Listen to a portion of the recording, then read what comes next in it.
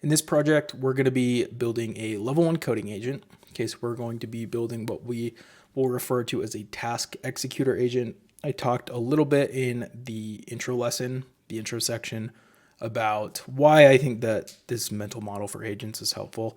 So we're going to be starting with our level 1 here, and what we're going to be building is we're going to be building a PR summarizer. Okay, so this is going to be a code review agent that takes your pull requests and automatically reviews them.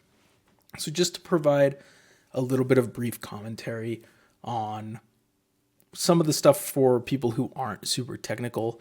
We're in GitHub. Okay, so if you're familiar with Takeoff and you've been through many of our courses, obviously we use GitHub quite extensively, which is a very common tool. This is something you're going to need to be familiar with.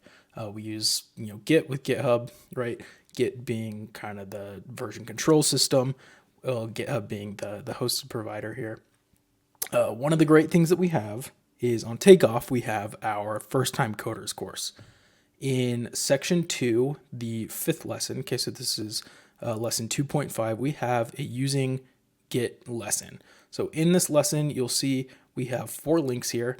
If you are unfamiliar, if you feel like you're starting to get lost on some of the terms that we use here, I highly recommend perusing through these resources. These are all really, really good resources on picking up Git, understanding the basics. You don't need to become an expert. Okay, I want to be really clear. You don't need to become an expert. You don't need to spend a ton of hours. But just if you start to feel yourself getting a little lost on some of the terms I might use, this lesson is for you. Okay, I highly recommend you go check out that lesson. But again, if you're familiar with things like what a code repository is, a pull request, a code branch, in your repo, things like that, you're going to be totally fine. You don't need to be what we would refer to as a Git wizard. You don't have to be a command line expert. Simple will do here. But the reason that we want to build this as our level 1 agent is because it's kind of the very minimum qualifier for an AI agent. AI agents in many respects are ways where you can have an LLM, have an AI model do cognitive work for you, right? So in a typical real world workflow, what happens is, you have a main branch and you have some sort of developer branch. This is obviously going to be slightly oversimplified, but this will drive home the point. And what happens is you write your code on your development branch, and then when it's time to review the code and get that development code merged into your main branch, what's going to happen is you'll submit a pull request. And this is kind of a code review step. So if you work in a real world software team, what happens is you go to the pull request tab, you create a new pull request, and someone on your team will typically review that, make sure it looks good. Maybe they'll leave a few comments. Maybe you'll have to add, make a tweak or two. Maybe you accidentally put a bug in your initial request, right? Maybe you have to iterate a little bit, but eventually that's going to get approved and that'll get merged. And that's kind of the process of what code review looks like in a real world software team. The reason why an AI model is really good for this is because what we can do is we can basically use the GitHub API that listens for what's called a webhook, which is basically just an event-based trigger for anytime we open a pull request. And what's going to happen is we're actually going to have a server that's listening for that event. And when that event fires, instead of having to have a human review our code, we can just have an AI model review our code, right? Because LLMs are super good at code, they're super good at writing code, they're super good at reviewing code. So this is a perfect use case where we can kind of automate away something that, you or one of your teammates or something would have to do automatically. And we can have an AI model do that, which is really cool, right? So I mentioned this post in the introduction section. This is the Anthropic's Building Effective Agents. So if you haven't perused through this, I highly recommend at least just checking this out really quick. So in their what are agents section here, they define 2 different things here, which is basically they separate workflows and agents. So workflows are systems where LLMs and tools are orchestrated through predefined code paths. So if we reference back to our kind of 5 levels of agent slides, this is sort of what levels 1 and 2 are, whereas 3 and 4, if we go back to their definitions really quick, right, their definition for agent is a system where LLMs dynamically direct their own processes and tool usage, maintaining control over how they accomplish tasks. Okay, so that's kind of what 3 and 4 are.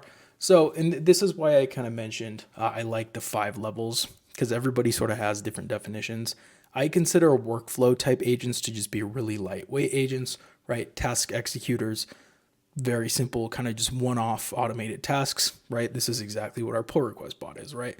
The idea is we have one specific task that we want to have the model do, right? And the way that's triggered is through some sort of event listener, or we could even, there are scenarios where you can just build a trigger manually, like maybe you ask a chatbot or something to go do something for you, right? That's kind of task executors. And the workflow executors are basically just almost a flow chart of tasks, right? And then when we get to levels 3 and 4, we'll talk about more kind of dynamic routing and step gating and things like that. There's a whole bunch of like prompting tricks that you're going to pick up as you go through this 5 levels of coding agent series that we're super excited to do. We'll probably even make some of those prompting lessons, individual lessons that we'll probably put later in the week on our prompting course. So we're recording this on January 27th. So if you're watching this early, keep your eyes peeled, because in a few days we'll probably have some of those agent prompting lessons in the prompting course as well, which we'll update in the changelog to make sure that that's easy for everybody to see. But the point here is we're building a PR review bot here. And the first thing that we should probably do is before we actually start building this thing and getting you all set up, okay, is actually demoing this, okay? So you'll see here, I'm actually working in this very repo. I actually made a slight tweak to how the system works to make the user experience a little bit better.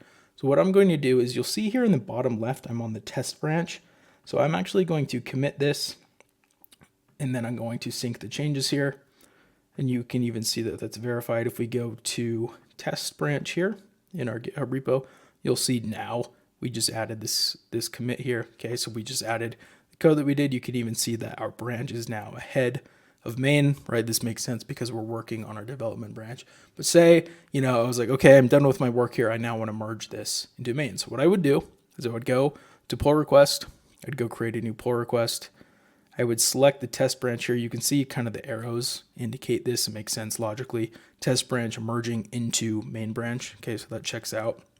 And you can see what the commits were. In this case, it was just a single commit. And you can kind of see what the changes were. So what I can do here is I can actually create this pull request. Okay, this title is good enough. We don't really need a description here. Worth noting that your title and your description are going to get fed to the bot. So if you want better results, maybe you want to be a little bit more verbose there, but we'll keep things simple. Okay, and what's going to happen is we're going to create this pull request. And what you're going to see is you'll see we have this PR summary bot.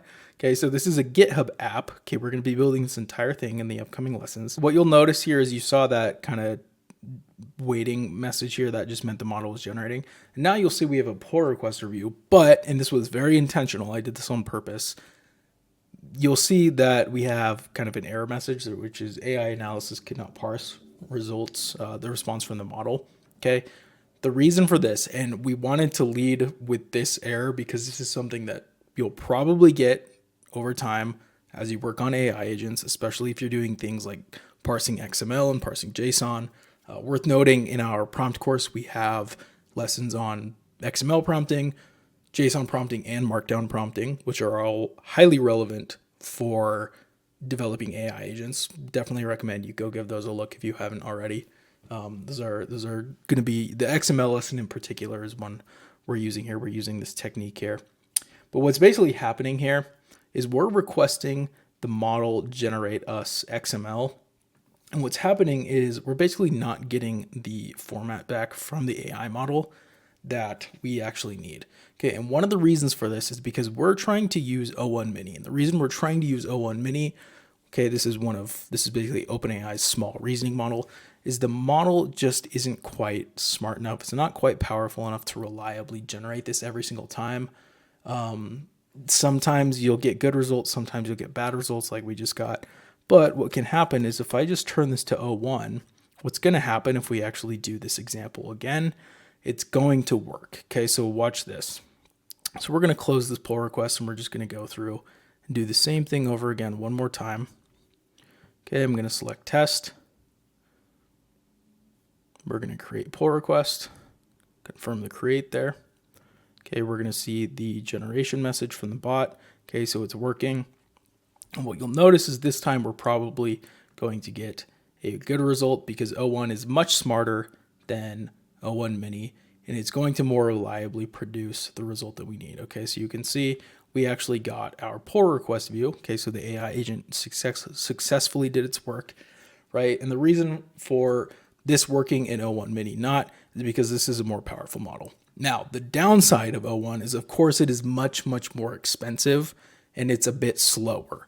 Okay, so one of the things that you really need to pay attention to as you're developing agents, in particular when you're working with expensive models, is you just really need to monitor your usage. There are things like setting up billing limits on most of the popular APIs. Okay, so for example, we're using the OpenAI API here with the O1 models.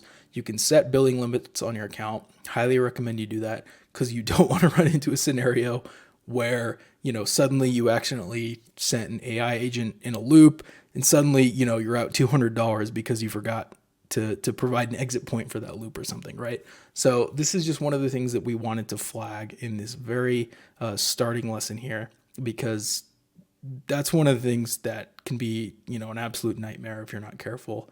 And it's also helpful because sometimes what I see, when I work with people who are building AI agents, is they're trying to use models that just aren't powerful enough.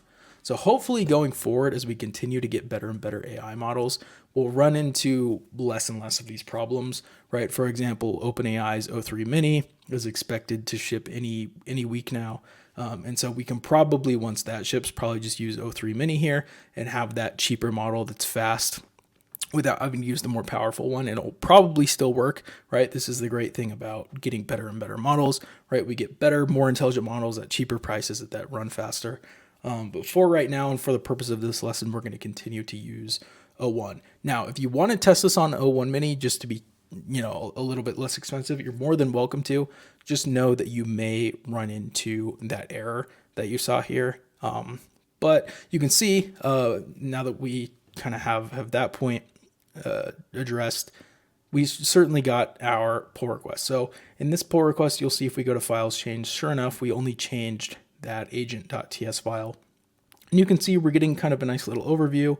We're getting a nice little overview of the individual file. And you can see we've even asked the AI to suggest a few improvements here. You can see all of that's kind of being done in the prompt. Okay, you can see our prompt, you are an expert code reviewer, and then we're kind of asking for, this XML section, and then we parse that, right? We have a summary, we have the analysis for each file, and then we have the suggestions, right? So all of this is done via prompting. So what we'll be doing in the next lesson is we'll be going over everything that you need to get this project set up. Okay, so how do you create a GitHub app, get all your API keys, get your OpenAI API key, get a webhook URL that you can use with the service called SME, so that you can test webhooks locally. Then we will build the project. So we'll kind of go, introduction here to setup lesson to actually building this thing out and teaching you the ins and outs. So it's about a 300 file agent here. Nothing too crazy. Again, this is a level 1 agent. So this is just kind of just getting into agentic stuff. But what we'll be doing as we get to project 2 and 3 and 4 in those corresponding levels is not only will we be building more and more advanced agents, but we're also going to start like hooking them up together. So we'll sort of get this multi-agent system that's all working together. So this is going to be a really fun series. So let's actually go ahead and move on to the setup lesson.